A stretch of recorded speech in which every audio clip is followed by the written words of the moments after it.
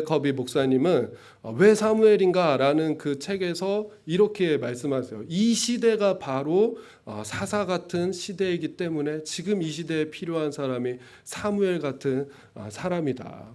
여러분, 어떻게 보면 사사 같은 지금 시대이지 않습니까? 무엇이 기준인지도 모르겠고 무엇이 옳은 것인지도 모르겠고 사람들은 다 자기가 옳고 다 자기가 맞다고 하는 것에 확신을 갖고 절대 양보하지 않는 그런 모습 우리가 보지 않습니까?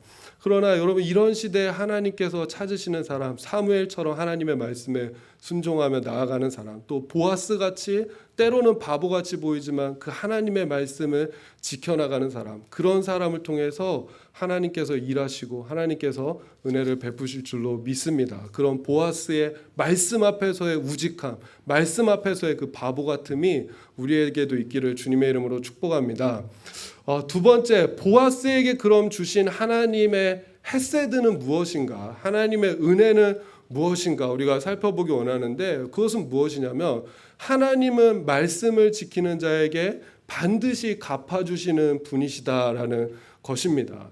여러분, 우리가 하나님의 말씀을 지키며 살 때 그 하나님은 우리가 하나님의 말씀을 지킬 때 우리에게 반드시 갚아주시는 분이십니다.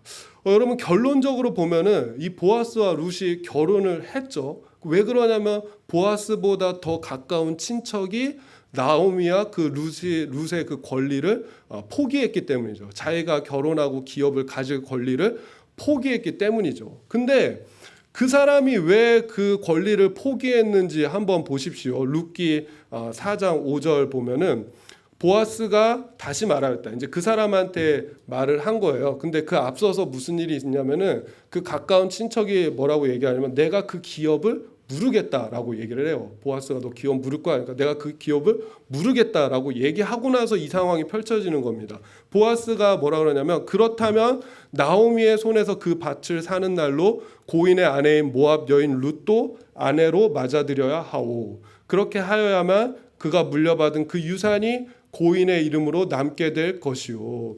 여러분, 당시에 고엘 제도를 수행하는 사람이 없었어요. 이스라엘의 그 독특한 결혼 제도를 시행하는 사람이 없었던 시대예요. 근데 왜 그러냐면은 여기에 이유가 있는 거예요. 나오미의 밭을 사기 위해서는 룻을 또 아내로 맞아들여야 하는데, 근데 결정적으로 뭐예요? 내가 룻을 통해서 낳은 그 아이는 내 아이가 아니에요.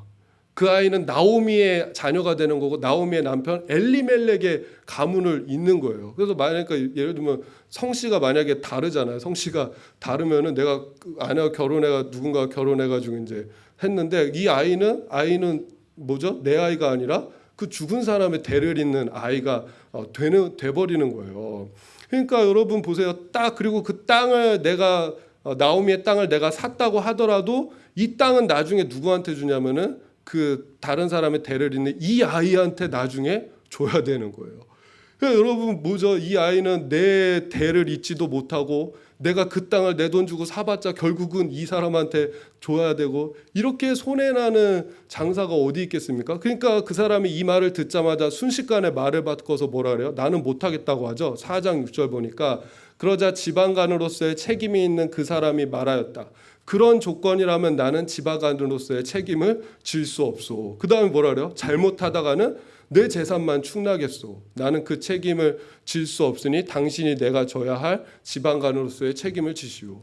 룻을 통해서 낳은 아들도 내 아들이 안 되고 내가 나오미한테 산 그 땅도 결국은 내 땅이 안 될 건데 내가 왜 이 책임을 져야 됩니까? 나는 이 책임을 지지 않겠다. 보아스 당신이 지시오라면서 이 사람이 지금 발을 빼는 겁니다. 근데 여러분 중요한 게 있죠. 보아스가 이것을 몰랐을까요? 아니죠. 보아스는 이런 조건을 지금 다 알면서도 그 룻을 아내로 맞아들이겠다고 지금 이야기하는 거 아니겠습니까?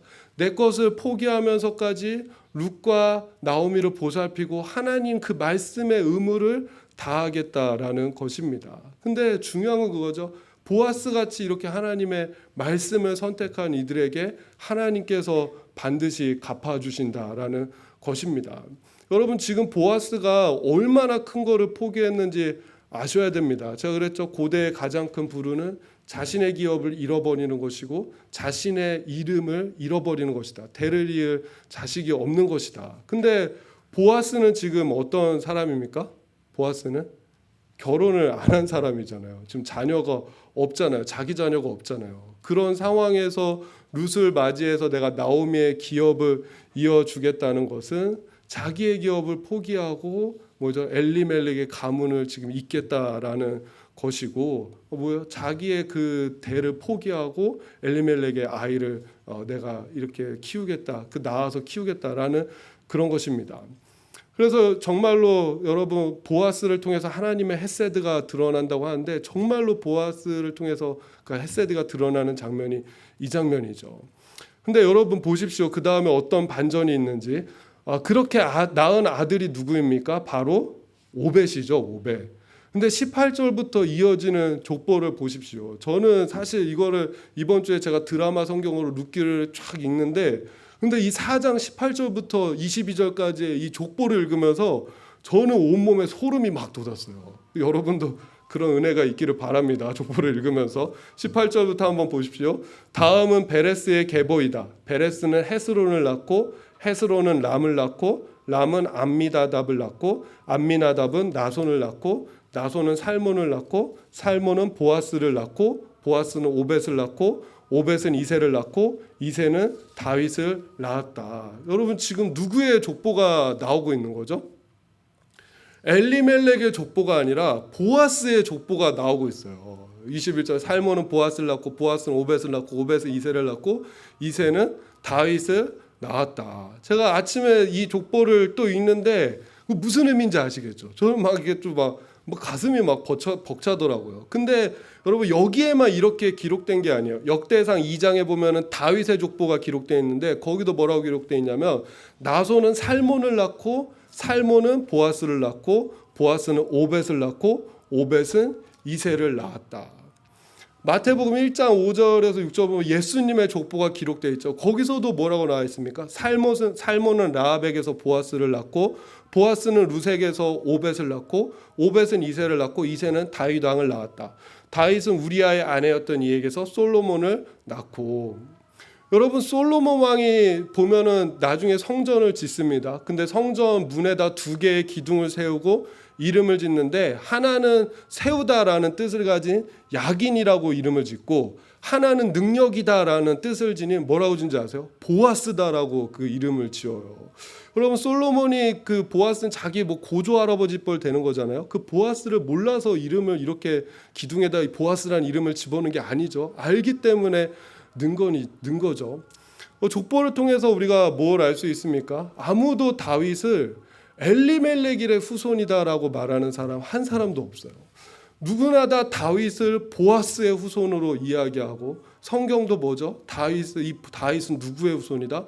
보아스의 후손이다라고 이야기하고 있는 것입니다. 여러분 하나님의 말씀을 위해서 내가 내 기업도 포기하겠다 결단한 보아스죠. 내가 내 이름도 포기하겠다라고 결심한 보아스죠. 근데 마치 하나님은 그렇게 말씀하시는 것 같아요. 하나님께서는 아니야. 오벳은 너의 아들이다. 다윗 왕은 너의 후손이다. 예수 그리스도도 너에 대해서 탄생한 것이다라고 하나님께서 그렇게 보아스에게 말씀하시는 것 같습니다. 우리가 하나님의 말씀을 위해서 때론 포기하고 때론 희생하고 그 말씀대로 선택할 때 하나님께서는 반드시 갚아주시는 그 하나님이시다라는 것입니다.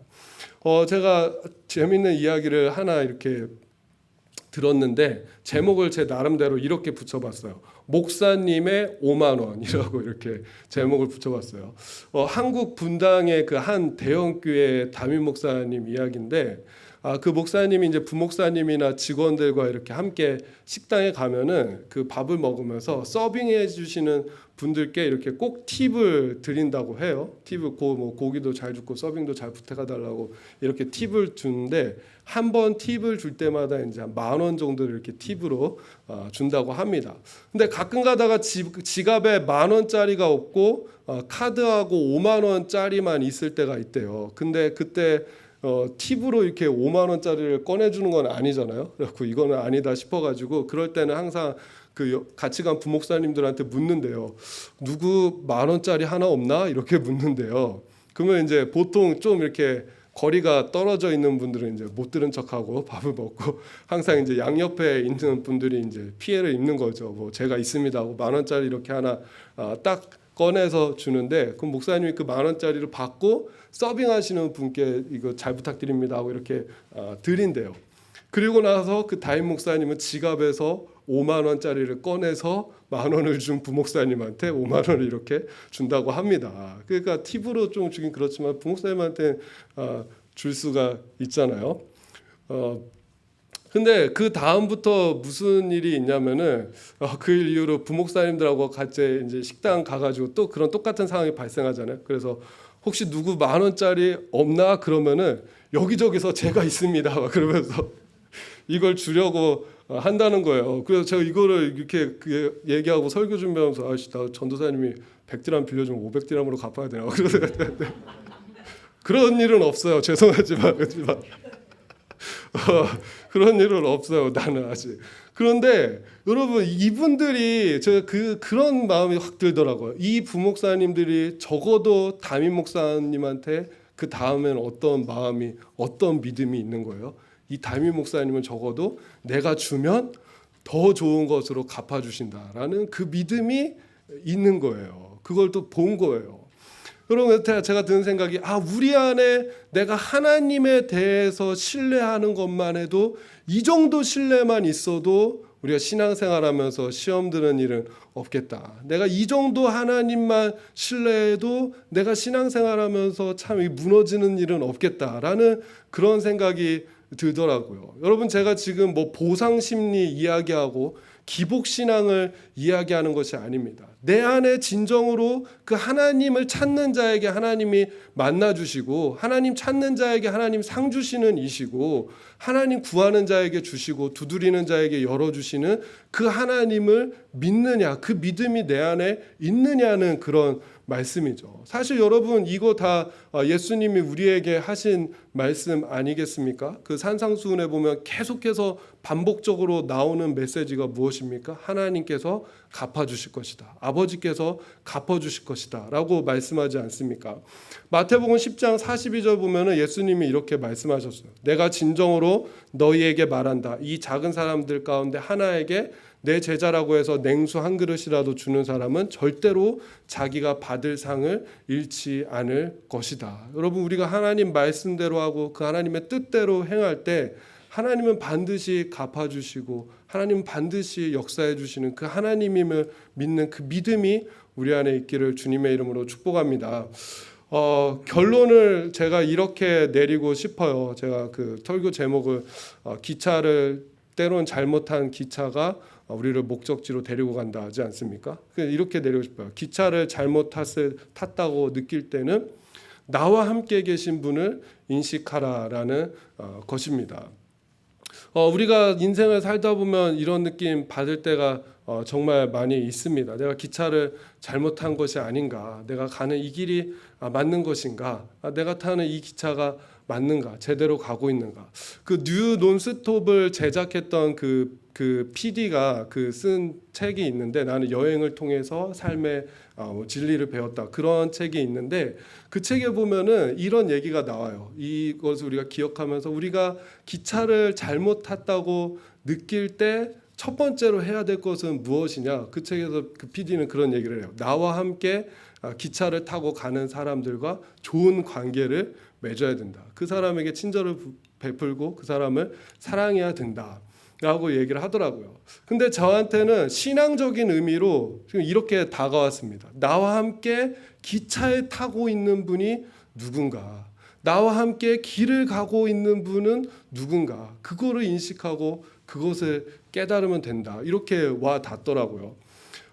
제가 요새 그 에어프라이어를 샀지 않겠습니까? 에어프라이어를 사가지고 요새 뭘 해 먹냐면 그 크로와상 그 빵 생지가 있더라고요. 그거를 사서 아침에 에어프라이어로 돌린 다음에 이제 네스프레소로 내려가지고 그렇게 네스프레소랑 한 잔 먹는데 제가 요새 왜 그렇게 그거 그렇게 먹냐면은 제가 요새 이태리 감성에 빠졌어요. 그래서 3년, 3, 4년 된 것 같아요. 그 황 권사님하고 같이 이태리를 제가 그때 지방에 하면서 갔다가 왔잖아요. 근데 새벽에 나폴리에서 로마로 기차를 탔다가 로마에서 이제 나폴리로 밤에 나폴리로 기차 타고 오는 그런 일정이 하루 있었는데, 그때 새벽에 일찍 한 4시, 5시에 나가가지고 그 기차역에 가니까는 그 작은 카페테리아 안에서 이태리 사람들이 어떻게 가가지고 1유로 내고 크로와상이랑 에스프레소 한 잔, 물 한 잔 받아가지고 크로와상 먹고 에스프레소 먹고 물 한 잔 마시고 가는 거예요. 서서 급하게 그거를 이렇게 먹고 가더라고요. 그 요새 그런 이 감성이 좀 생각나가지고 아침에 저도 에스프레소 내려서 크로와상 구워가지고 서서 급하게 먹고 이렇게 하고 있는데, 그때 무슨 일이 있었냐면은 제가 말씀 준비하면서 그때가 기억나더라고요. 그 저녁에 로마에서 나폴리로 이렇게 넘어오는데 그때 제가 기차를 잘못 탔어요. 저희가 기차를 잘못 탔어요. 근데 저는 혼자서 여행을 안 합니다. 제일 무서운 게 뭐냐면은 미아가 될까봐 두려워가지고 진짜로 미아가 될까봐 두려워서 혼자 절대 여행을 안 하는데, 근데 그때 기차를 딱 타가지고 나폴리행인데 이상한 데가 막 써 있고 막 그래갖고 막 이게 뭐지, 나폴리행이 아닌가? 그리고 어떻게 해야 되지? 막 그런데 그때 제가 곰곰이 생각해 보니까 하나도 당황하지 않았고 하나도 두려워하지 않았고, 뭐 잘못 가면은 뭐 갔다가 다시 오면 되지, 이런 마음이 제 안에 있었어요. 그런 담대함이 제 안에 있었어요. 여러분 왜 그럴까요? 네? 휴가라서가 아니라 당장 그게 아니라 황 권사님이 제 옆에 계시기 때문에. 그 오늘 또 이렇게 안 오셔서 제가 마음 편하게 얘기하는데 황 권사님이 제 옆에 계시기 때문에 혹시 잘못 가더라도 이분과 함께 있다면 뭔가 보완할 수 있다. 혹시 잘못 가더라도 이분과 함께 있다면은 그 뭔가 저거 할 수 있다. 그러니까 여러분 우리는 하여튼 그 같이 있기 때문에 이 상황을 해결할 수 있다라는 그 믿음, 그리고 뭐 잘못 가서 다른 데 가더라도 다시 돌아올 수 있다는 그 믿음, 이 황 권사님이 같이 있기 때문에 별로 두렵지도 않고 그렇게 걱정되지 않다. 권사님은 엄청 뛰어다니셨어요 그때. 그래서 결국은 나 목사님 내려야 될 것 같아요. 그 저는 뭐 그냥 가보죠. 가다가 들리는 거 아닌가요? 뭐 그런데 아니었던 거예요. 그 나중에 내려가지고 결국엔 티켓 다시 끊고 탔는데, 황 권사님이 있으니까 티켓도 어쨌든 다시 끊고 다시 타고 가지 않습니까? 그 믿음이 있었다라는 거예요. 그러니까 그런 생각이 들더라고요. 기차를 잘못 탔을 수도 있다. 이 길이 아닐 수도 있다. 그러나 나와 함께 있는 분이 누구라는 걸 우리가 기억할 때, 나와 함께 계신 분을 우리가 인식할 때 잘못된 기차가 별로 두렵지가 않은 거예요. 잘못 가는 길일지라도 그게 별로 두렵지가 않은 거예요. 잘못 갔어? 나중에 정말 잘못됐으면 돌아오면 되는 거고, 기차 잘못됐어? 그럼 나중에 다시 티켓 끊어서 돌아오면 되고, 내 옆에 그분이 계신데, 그죠? 내 옆에 그분이 계신데 뭐가 걱정되고 뭐가 두렵겠습니까? 룻이 기차를 잘못 탔을 수도 있습니다. 그러나 잘못한 그 기차 안에 누가 있었습니까? 보아스가 있었어요. 보아스가. 그래서 그 잘못한 기차가 더 좋은 목적지로 룻을 인도했습니다. 여러분, 그것을 보아스는 뭐를 상징하는 거죠? 결론적으로 예수 그리스도를 상징하는 거죠. 보아스가 자신의 것을 다 포기하고 하나님의 말씀을 이루는 그 보아스, 룻과 나오미에게 아낌없이 쏟아붓는 그 보아스는 결국 예수 그리스도를 의미합니다. 자기 이름을 포기하고 자기 생명을 포기하고 하늘의 영광을 포기하고 우리를 위해서 죽어주신 바로 예수 그리스도입니다. 그분이 나와 함께 계시다라는 것을 여러분 믿는 그 믿음이 있기를 원합니다. 내가 혹시 기차를 잘못 탔다고 할지라도 그분이 나와 함께 계시기 때문에 그건 목적지를 잃은 방황이 아닙니다. 새로운 목적지를 향해 나아가는 가슴 벅찬 그런 여행이 될 것을 저는 확신합니다. 예수 그리스도 나와 함께 계심을 믿고 또 거침없이 담대하게 새로운 삶을 향해 나아가는 믿음의 성도 되시길 주님의 이름으로 축복합니다. 여러분, 제가 오늘은 좀 힘차게 찬양했으면 좋겠어요. 주 하나님 독생자 역수, 주님 나와 함께 계심을 믿고 기차 좀 잘못 타도 괜찮다, 길 좀 잃어버려도 괜찮다, 잘못된 방향으로 가도 괜찮다, 그분이 계실 때 이건 새로운 여행이다, 그런 믿음 갖고 우리 찬양했으면 좋겠습니다. 주 하나님 독생자 예수 날 위하여 오시었네. 내 모든 죄 다 사하시고 죽음에서 부활하신 나의 구세주. 주 안에서 거듭난 생명, 주 안에서 거듭난 생명. 도우시는 주의 사랑 참 기쁨과 확신 가지고 예수님의 도우심을 믿으며 살리. 아멘. 살아계신 주 아멘. 나의 참된 소망 걱정 근심 전혀 없네. 사랑의 주네 갈 길 인도하니 내 모든 삶의 기쁨 늘 충만하네. 그 언젠가 주 뵐 때까지 주를 위해 싸우리라. 승리의 길 멀고 믿음으로 고백합시다. 주님께서 나의 앞길 지켜주시리. 살아계신 주 나의 참된 소망 걱정 근심 믿음으로 고백합니다. 전혀 없네. 사랑의 주네 갈 길 인도하니 내 모든 삶의 기쁨 늘 충만하네. 살아계신 주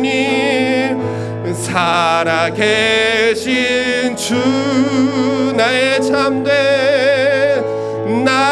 참된 소망 걱정 근심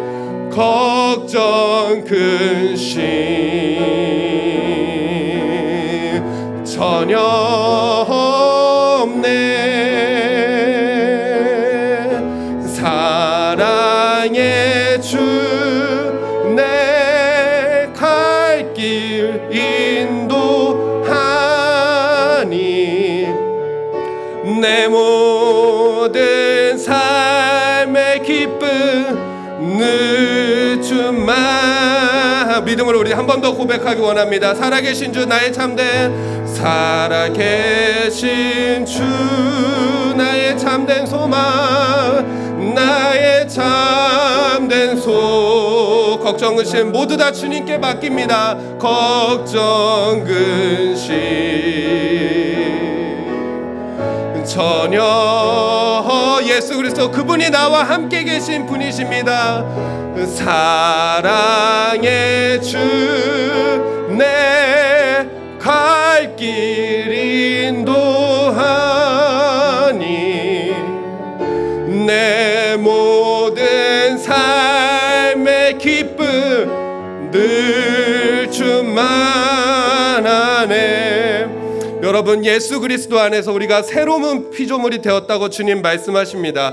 그 예수님과 함께할 때 잘못된 인생은 하나도 없습니다. 그 예수님과 함께할 때 잘못 살아온 인생도 하나도 없습니다. 잘못한 기차가 있을지라도 그것은 새로운 삶을 향한 여행일 뿐이고 가슴 벅차는 새로운 여정지를 향한 하나의 여행일 뿐입니다. 여러분, 이 믿음 갖고 내가 지금 방황하고 있느냐, 내가 지금 제대로 가고 있느냐, 내가 지금 잘못된 기차를 탄 게 아니냐, 잘못된 걸로 가고 있느냐, 그것이 중요한 것이 아니라 나와 함께 계시는 그 예수님을 믿으시기 바랍니다. 나와 함께 타고 계시는 그 예수님을 바라보시기 원합니다. 그분을 바라볼 때 그분은 돌아올 능력도 있고, 그분은 새로운 것을 향해서 가실 능력도 있고, 그분은 아버지 우리에게 더 좋은 목적지를 인도하실 능력도 있으신 분입니다. 그분은 항상 대안이 있습니다. 우리가 그것을 믿고 이 시간 잠시 기도하며 나아가기 원합니다. 나와 함께 계신 분, 그 주님을 바라보기 원합니다. 하나님, 우리가 그 주님을 바라봅니다. 주님은 내가 때로는 잘못된 기차를 탄다고 할지라도 그 기차에 함께 타는 주님임을 고백합니다. 내가 때로는 잘못된 길을 간다고 할지라도 나와 함께 그 길을 가시는 주님이십니다. 내가 때로는 방황한다고 할지라도 여전히 나와 함께 계시는 그 주님입니다. 그 주님 돌아올 능력도 있으시고, 그 주님 우리를 더 좋은 곳으로 인도할 능력도 있으시고, 그 주님 우리를 바로 잡아주실 능력도 있으신 그 하나님이십니다. 그 주님과 함께 할 때 하나님 방황이 아닙니다. 새로운 여행입니다. 하나님 길을 잃어버린 것이 아닙니다. 가슴 벅찬 떨림으로 새로운 길을 개척해 나가는 것입니다. 하나님 이 믿음 갖고 하나님 우리가 나아갈 수 있도록 주님 도와주시고 역사여 주시옵소서. 하나님 우리가 주님과 함께 할 때 잘못 산 인생은 없습니다. 그 주님이 모든 것을 협력하여 선을 이루실 하나님인 줄로 우리가 믿습니다. 모든 것이 하나님의 계획 안에 있음을 믿습니다. 주님과 우리가 함께 할 때 방황이 아니라 새로운 여행임을 믿습니다. 주님과 함께 할 때 우리가 두렵고 떨림이 아니라 가슴 벅찬 그 여정을 향해 나아가는 설레임임을 믿습니다. 주님과 함께 할 때 하나님 그 주님께서 우리를 인도하시고 이끌어 주실 줄로 믿습니다. 나와 함께 계신 그 주님을 바라보며 새로운 삶을 향해 나아갈 때 강하게 하시고 담대하게 하시고, 그곳에서 주님이 룻과 나오미에게 보아스에게 새로운 인생을 열어주셨던 것처럼 하나님께서 또 새로운 삶을 열어주시는 것들 기대하게 하여 주시옵소서. 감사드리며 예수님의 이름으로 기도드립니다. 아멘. 우리 다 같이 일어나셔서 찬송가 620장 3절 함께 찬양하도록 하겠습니다. 여기에 모인 우리 사랑받는 주의 자녀라, 주께서 뜻하신 바 우릴 통해 펴. 우리 한 번 더 고백하기 원합니다. 여기에 모인 우리, 여기에 모인 우리 사랑받는 주의 자녀라, 주께서 택하신 바 아멘 우릴 통해 펼치신다. 고통과 슬픔 중에 더욱 주님 의지하오니 어려움 이겨내고 주님 더욱 차. 우리 옆 사람 손잡고 고백합시다. 이 믿음 더욱 굳세라, 주가 지켜주신다. 어두운 밤에도 주의 밝은 빛 인도하여 주신다. 하나님, 우리가 새로운 삶을 향해 나아갈 때 두렵습니까? 떨립니까? 나와 함께 계시는 분, 그 주님임을 기억하게 하여 주시옵소서. 하나님, 이 길이 맞는 길인가? 내가 제대로 가고 있는가? 하나님, 두렵습니까? 하나님, 방황하고 있습니까? 방황이 아니라 주님과 함께 새로운 삶이 시작되고 있음을 기억하게 하여 주시옵소서. 이제는 우리 구주 예수 그리스도의 은혜와 하나님 아버지의 크신 사랑과 성령님의 내주 충만, 감화 감동, 교통 역사하심이 새로운 삶을 향해 나아가는 우리 모든 성도들 머리 위에, 또 이 나라와 이 민족 위에, 조국 대한민국 위에, 또 하나님 코로나로 신음하고 있는 온 세계 위에 이제부터 영원토록 함께 하시기를 간절히 축원하옵나이다. 아멘.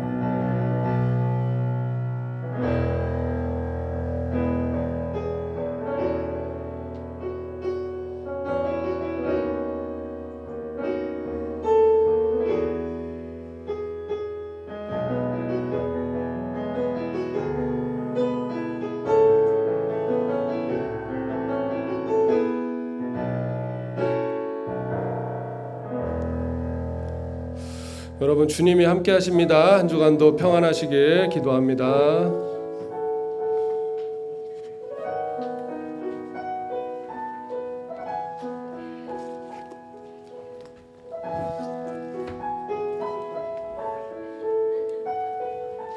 네.